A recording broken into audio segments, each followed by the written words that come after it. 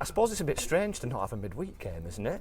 I was kind of thinking about this week. We were just talking about a game that I was at, and Stanley haven't had a game. With the way August was, has it been a good thing to not have a game this week? I suppose it has, yeah. It gives you a bit of time to work on different things. But since I've been at the club, so I signed in February, so back end of the season we played Saturday, Tuesday, like all the way through, and then start of the season it's been Saturday, Tuesday. So it gives you a bit of time to recover and work on things that you can improve, and that's a good thing for us, really. What's it been like with, I guess, 3 or 4 players who would be considered senior pros being out of the picture and playing so many games in such a short space of time? I suppose from your point of view, you've come into the side and it's probably turned out to be a good thing for you. Yeah, I think in football, you know, when you come to a club, you have to take the opportunities that you're given. They don't always come around. They might come around as soon as you come to the club, or you might have to bide your time. And it's up to me really to make sure that when my opportunity came that I was ready. But the lads who have missed out, you know, they've been around it, they've been brilliant, and that's the good thing about sort of the majority of the lads at the club, that they are there to help out when they need it. Do you think it's helped you to have a bit of time to settle in and get a taste of it and play? Because it's a big step up, isn't it, the move that you made? Yeah, I think probably physicality was the main step up in terms of like work. I was part-time, I was working, so when I came in last year I don't think I was as fit as I needed to be, and it's okay. I thought I was fit, but then doing a pre-season here I thought, oh, I can go to another level here with my fitness.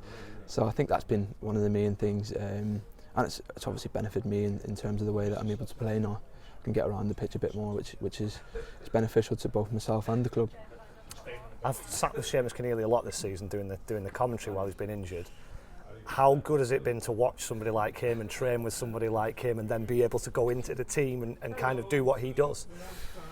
When I signed, the gaffer said to me, watch videos of Seamus, watch clips of Seamus, because he does that role so well. I obviously played a few different roles. I played that one last year, I played a bit further forward, but yeah, Seamus is brilliant. He's a top pro, so learning from him, I don't think there's anyone else at the club really who does things as well as he does. Is it a bit of an unsung role that you do when you're the deepest of those midfield players, when you've got guys like Butcher and Pell or Pritchard in front of you?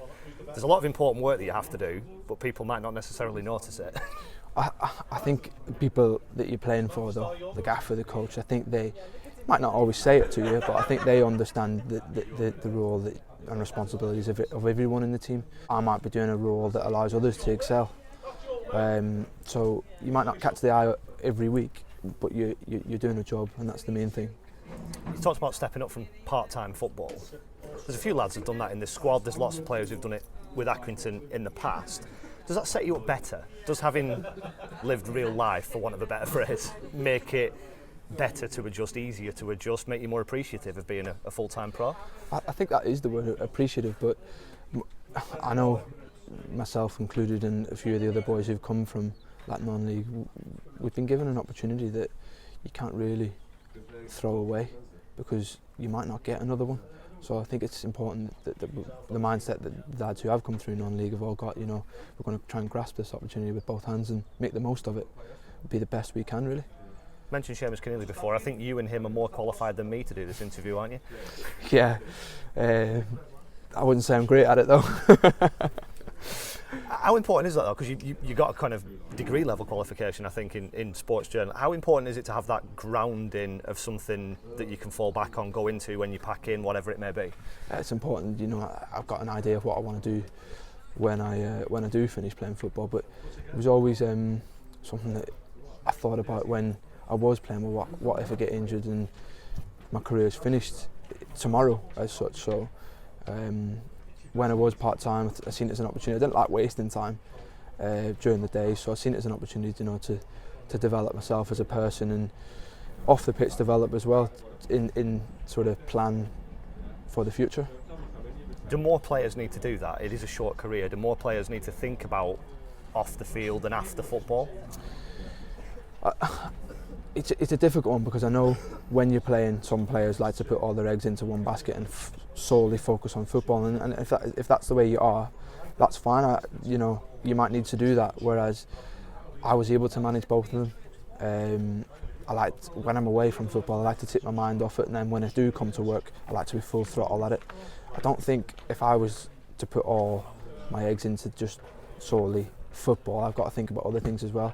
It would be too much for me to constantly be thinking about football. So I do like a little bit break away from it, and things like that, you know, the evenings and that, even just getting out to like go to my kids' football, things like that. I just like getting away from sort of sat around thinking about my own game.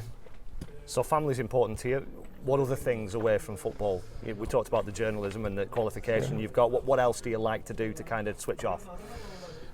To be honest, I've just bought a new house, so every time that I've been off, there's been a job to do in the house. Just working on a breakfast bar at the minute, and my missus has been going mad when I'm talking about this, because the breakfast bar's been like the hot topic.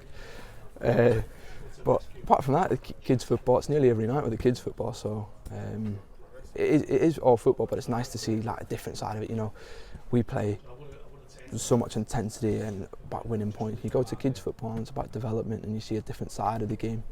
So it's nice to see that as well. On behalf of your missus, is there a time frame on this breakfast bar? Are you falling behind? No, before Christmas. Just as far as the weekend goes, home form's been unbelievable so far. How much is it key to keep that going? I think if you look at all teams that end up around promotion places, I think home form's massive. We can make that fortress, which is what we want to do. I know we've started really well, but we've got to maintain that. Obviously, we want to do better away from home, but I don't think the performances have been an issue. I think just picking up the points that were maybe deserved, but I think it's important that we make that home ground a fortress. And you've had a lot of difficult games, a lot of opponents who are going to be up there. I suppose Wigan fit in that bracket, don't they, with the changes they've had and the investment they've made? Yeah, from where they were 18 months ago, whatever it was, I think the turnaround that they've made is brilliant. Wish them well, really. So, like you said, they'll be up there, but we want to be up there as well. So it's another big game for us. And I suppose if you can acquit yourself well in front of 30,000 at Sunderland, who are going to be among the favourites, although you didn't win the game, do you take confidence from that? Do you think, well, if that's the benchmark, we can do it against anybody?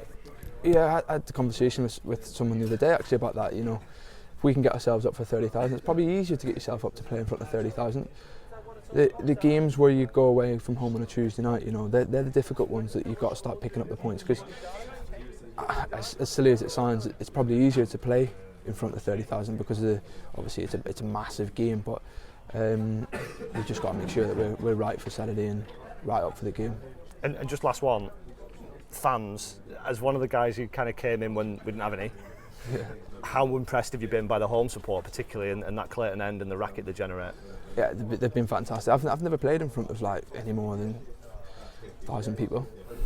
So obviously last year having no fans, the ground was obviously really quiet, and then pre-season I think they were allowed back in. Was it the Preston game? Allowed back in for the Preston game, and I thought to myself, oh, this is a bit different. I like this. And then Bradford, obviously they were even louder again, and then start the season. It's been a joy to play in front of them, really.